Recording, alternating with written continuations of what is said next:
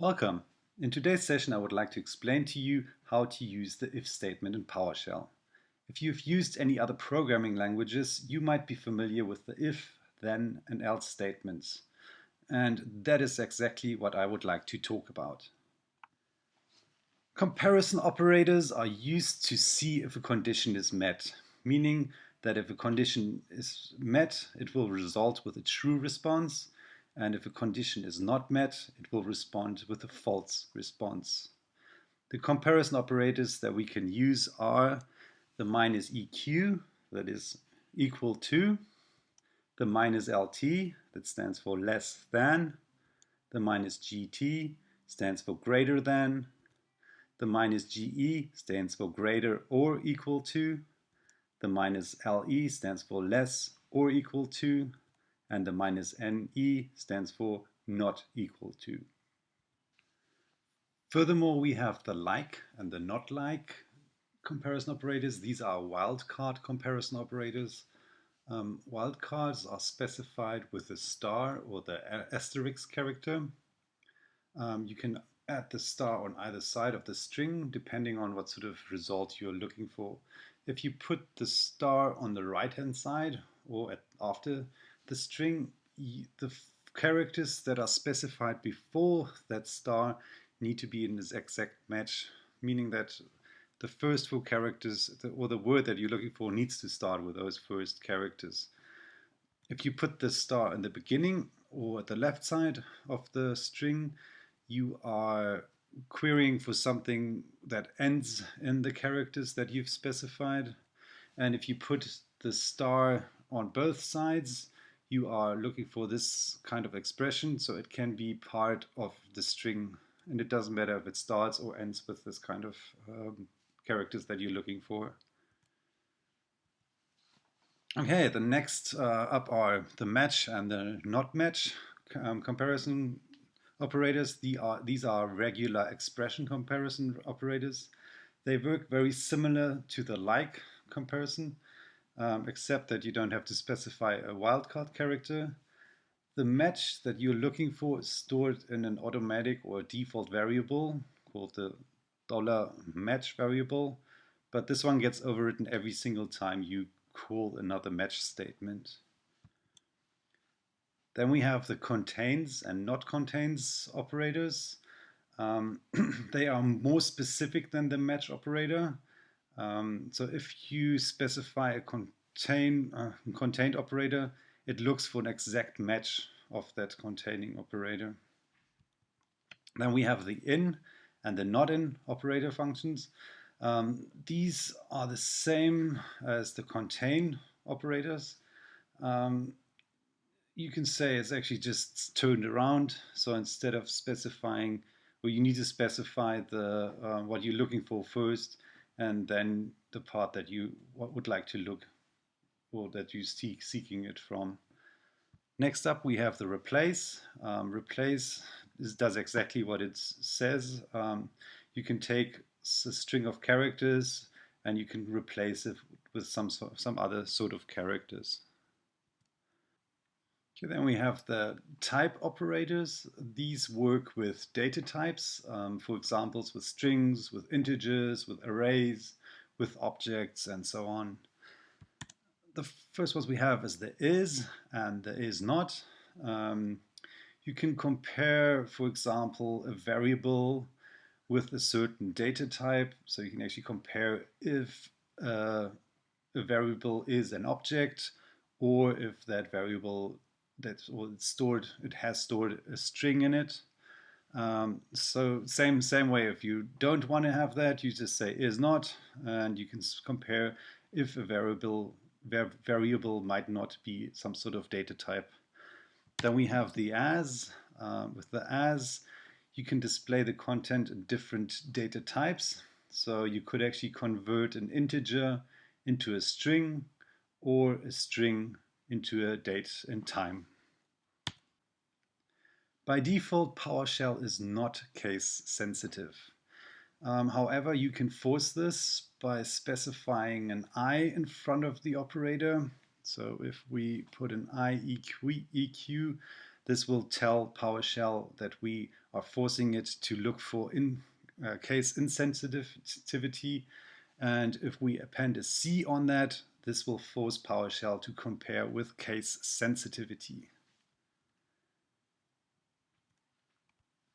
If you have programmed in a different language, you might be used to specifying an if and then using a then statement.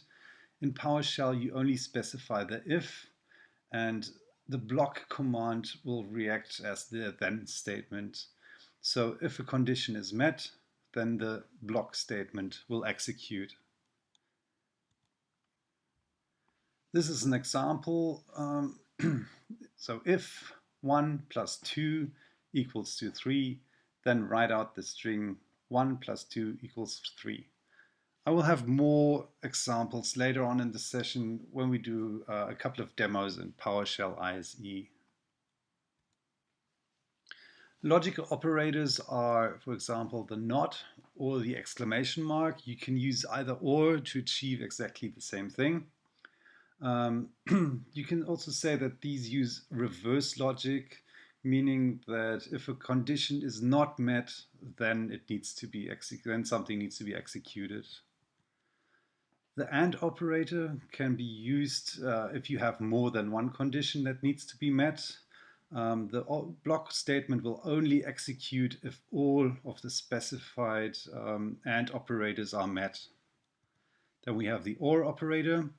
The OR operator can be used if you have more conditions and where only one of these must be met. So if one condition is met, or one condition actually results in a true, then the complete block command will be executed. As previously mentioned, this can be used as reverse logic. Sometimes it's not easy to find a logical condition that specifies what you're trying to accomplish. So in this cases, it's sometimes easier just to use the not operator to specify a statement. So instead of using the dash not, you can also use the exclamation mark just to get exactly the same result. If you specify the AND operator, both conditions need to be met before the block command will execute. In this case, we're using reverse logic, first of all, to specify that 1 is not equal to 2. Then we're using the AND operator and 1 not equal to 2. Since both these conditions are met, the block command will execute. Okay, this is an example of the OR operator. If either one of the conditions is met, the block command will execute. In our case, 1 does not equal to 2, therefore will result in false. But 1 equals to 2, which means that the condition will result in true, and therefore the block command will be executed, do something phenomenal. The else statement is an addition to the if statement. If a condition is not met, then the else statement will execute its own command block specified underneath the else statement. This is an example on how to use the else statement. So we specify if 1 does not equal to 2, then it should return true. Since the condition is not met, PowerShell will continue to process the else statement, and this will result in the command or the block command from the else statement resulting in false. ElseIf is another addition to the if statement. It works similar to the OR comparison operator, only that it has its own block command that will execute if the condition is met in the if-else statement. Additionally, you can also use the else statement to catch any conditions that are not met by the previous if or any else if statements. This is an example. So we're specifying if 1 equals to 2, then it should execute the block 1 equals to 2. Since that is not correct, it will go to the next if statement or the else if statement, and this one is specified with else if 2 equals to 2. Since this one is correct, it will result in a true. Therefore, the command block 2 equals to 2 will execute. Okay, let's wrap this session up. I'd like to show you a couple of examples in PowerShell ISE. Okay, I've opened PowerShell ISE to demonstrate to you how the comparison operator works and the if statements work. First of all, I'm going to run just the condition that you can see what actually happens if you run it. So if I run the condition 1 plus 2 equals to 3, this will return a true value, and this is on this value it actually bases what it's going to do. So if it's a true value, it will start executing the command block.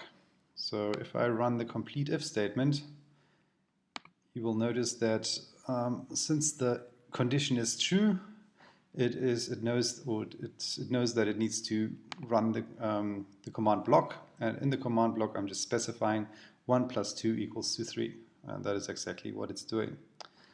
Now, next up, we can run the not equal. So again, I'm just going to run the condition. As you can see, 2 is not equal to 3, therefore 2 is not equal to 3, therefore it returns a true value, and a true value will mean that it will execute the block. So if I run a complete statement, you will notice that it actually throws out that 2 does not equal to 3 statement. Now the less than operator, same thing, let me just run this. It results in true. So if I run the complete if statement, then if 2 is less than 3, then it returns 2 equals, or 2 is less than 3. Now if I run the greater than, we can execute that, and you'll notice that 1 is greater than 5. 100 is greater than 5. Now we run the greater or equal to 5. So we can run this, and you will see that it actually is greater than 5. We can also change the value to be 5, and then run the complete statement again. Because this value is equal, it will also give us the same information as we had before. Now, then we have the less than, or less or equal than. I'm going to run this one. And as you can see, 1 is less or equal than 7. Therefore, the command block executes. For the not equal, so 6 is not equal to 7. Therefore, that is true, and the command block will execute. Now, using the like operator, we need to specify wildcards, and they are specified with a star. So what I'm doing in this statement is I am actually running to see if test is part of testosterone, and as you can see, it results with a true value. Therefore, if I run this, it will run the block which states the wildcard string test is like testosterone.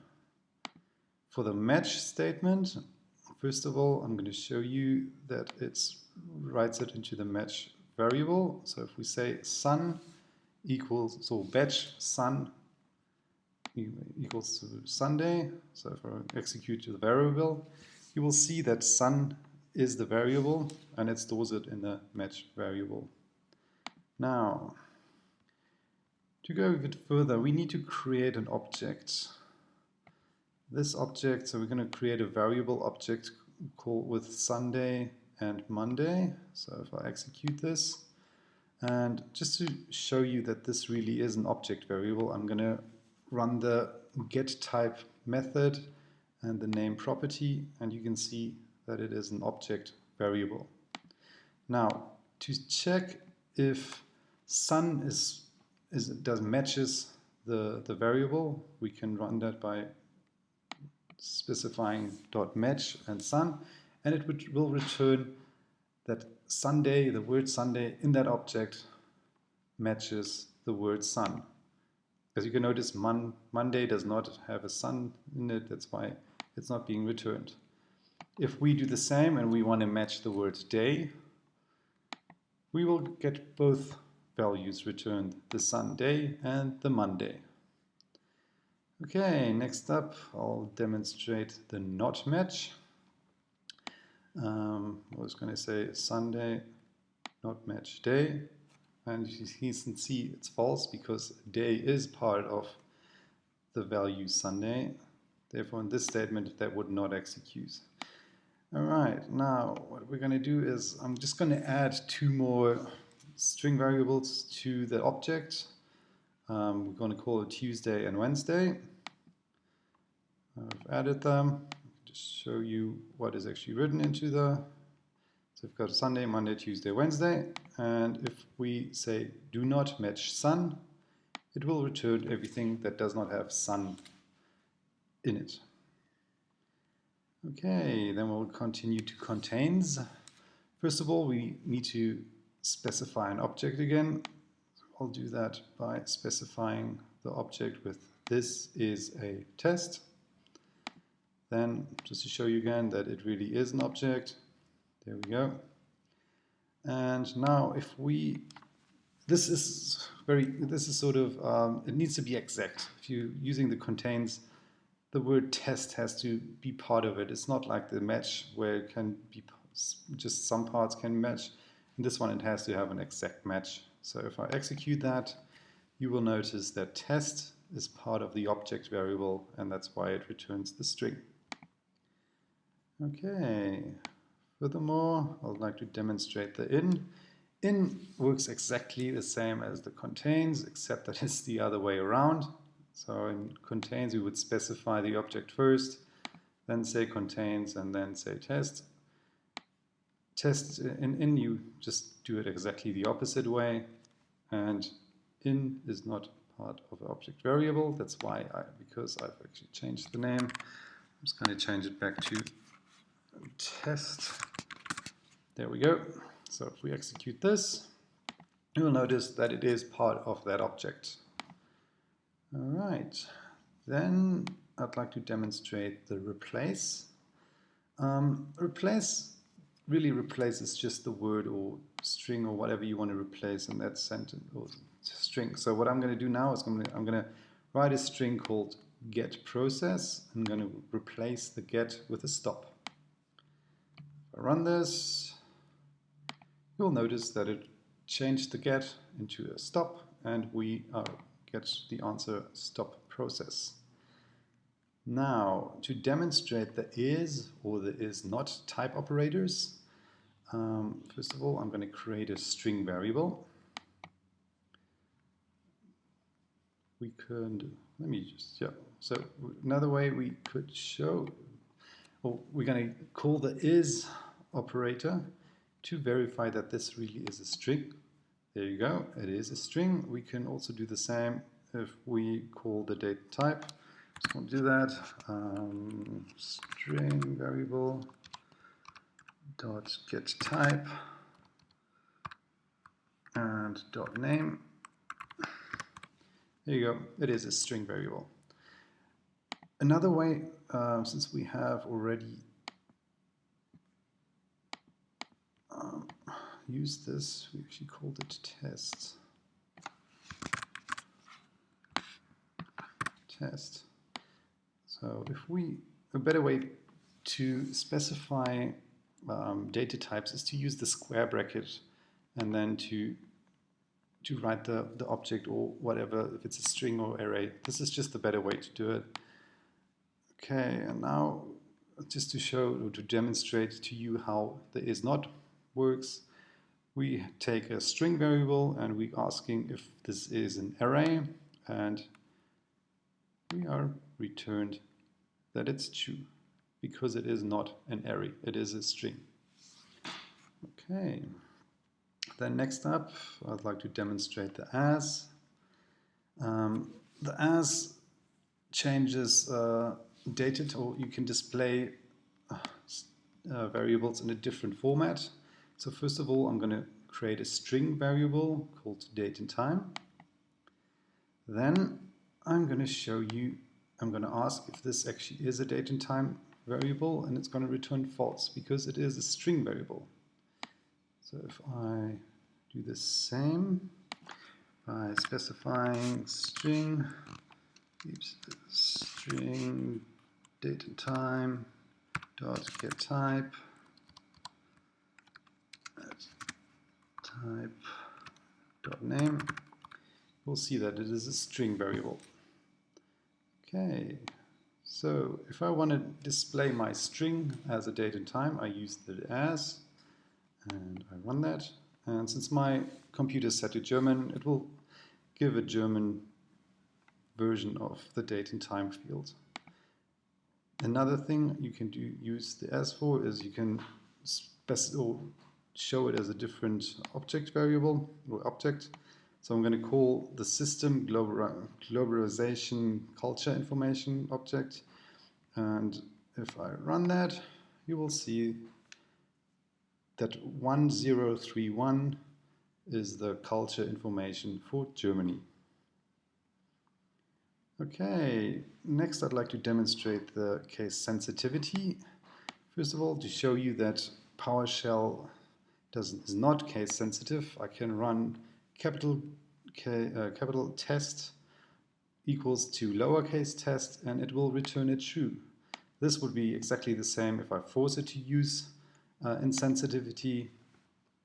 It is not taking the capital letters at all. Now, if I definitely want to make it case sensitive, I need to specify the C, and if I run that, you will notice that case sensitive test with uppercase letters is not equal to case sensitive lowercase test. Okay, to demonstrate the if it's not, or the not operator, we can do that by specifying the not. We need to make sure that would be best to always put this in brackets, so we have the condition in brackets, and then we just specify another condition that we in brackets again. Okay, so just to show you that this one would return true, or false, sorry, and we actually want it to be true. So if we execute not, then it will be true. All right, so if I want to run the complete if statement with the if not statement, I would do it by that. So since it is not equal to 1, it is not equal, that's why this script block runs. We can achieve exactly the same by using the exclamation mark. So I'm just going to run the same with an exclamation mark, and I get this exact same result that I'd like.